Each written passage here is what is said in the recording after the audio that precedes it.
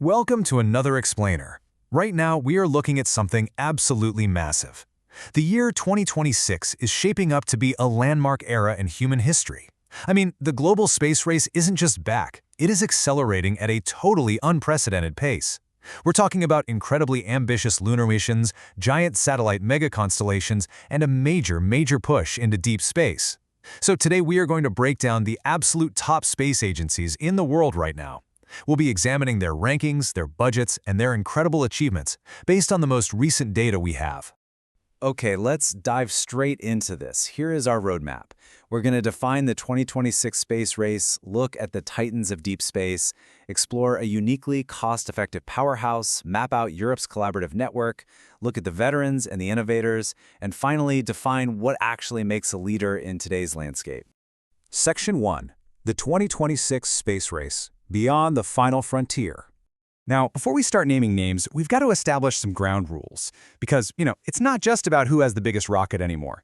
We are measuring annual government budgets, launch frequency combined with actual mission success rates, real scientific discoveries, technological leaps like reusability, and of course, global partnerships. Whether you're into human spaceflight, planetary science, or satellite technology, these are the exact metrics that dictate who is truly dominating the cosmos today. Moving right along to Section 2, Titans of Deep Space, the Heavyweights. Over $24 billion. Let that number sink in for a second.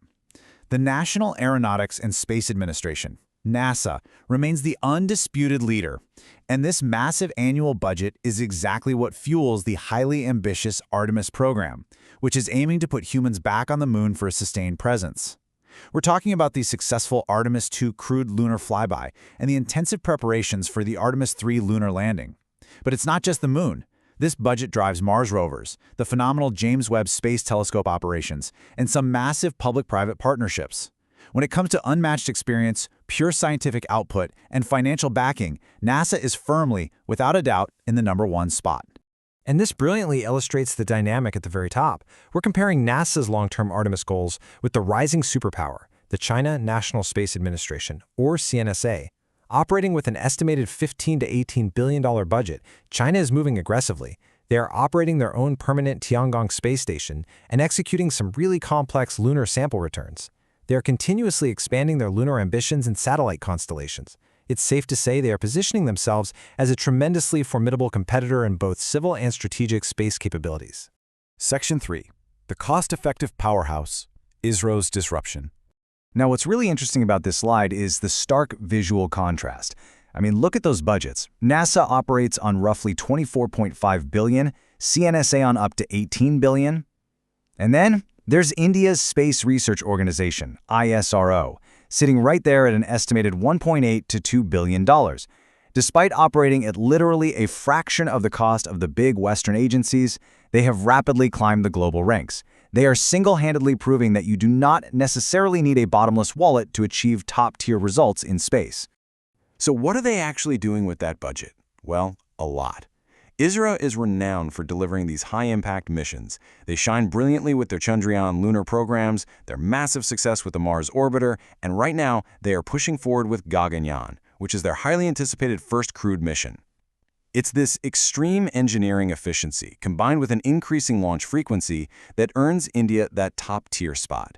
They are universally praised for their rapid, cost-effective progress in both satellite technology and planetary exploration. Section 4. Europe's Collaborative Network, the Power of Teamwork. Let's pivot to the European Space Agency, or ESA. This is a totally different model. They coordinate the collective space efforts of 22 member states. So instead of one nation footing the entire bill, they pool their resources for a combined multi-year budget of roughly $8 to $10 billion. And the results? Massive. They're leading Earth observation through the Copernicus program, they're exploring Jupiter's icy moons with the JUICE mission, and they even contribute the vital Orion service module for NASA's Artemis program. ESA truly stands out for international cooperation, climate monitoring, and advanced telecommunications. To really understand why this ESA coalition is so uniquely formidable, we have to look at the specific strengths of its key national contributors. For example, you have the French space agency CNES, which is a major player in launch vehicles, famously known for the Ariane rockets, as well as defense-related space tech. Then you've got Germany's DLR, an absolute powerhouse in aerospace research, robotics, and sustainable space technologies. And we absolutely cannot forget Italy's ASI, specializing in Earth observation and crafting highly sophisticated scientific payloads. By stacking these distinct national specialties together, the ESA becomes an unstoppable global player.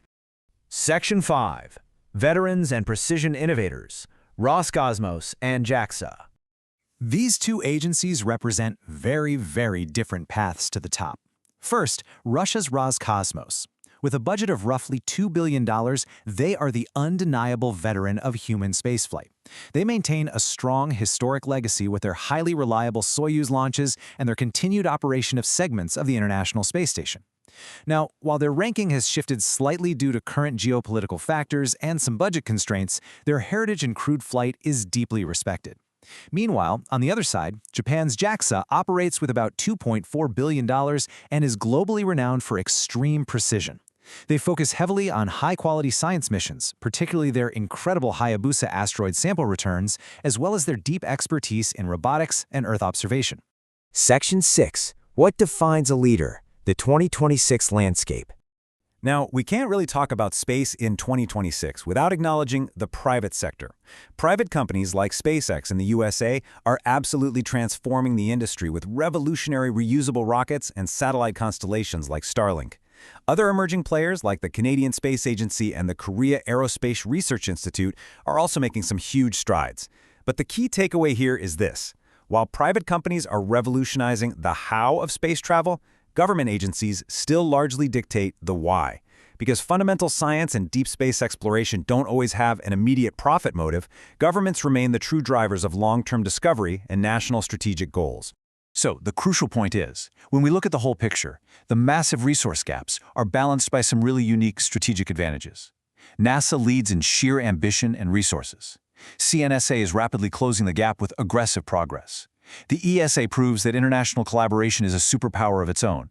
JAXA continues to absolutely dominate in precision and high-quality science. ISRO proves that smart strategy and extreme cost efficiency can yield top-tier results. And Roscosmos maintains its vital role through a deeply rooted heritage in crewed spaceflight.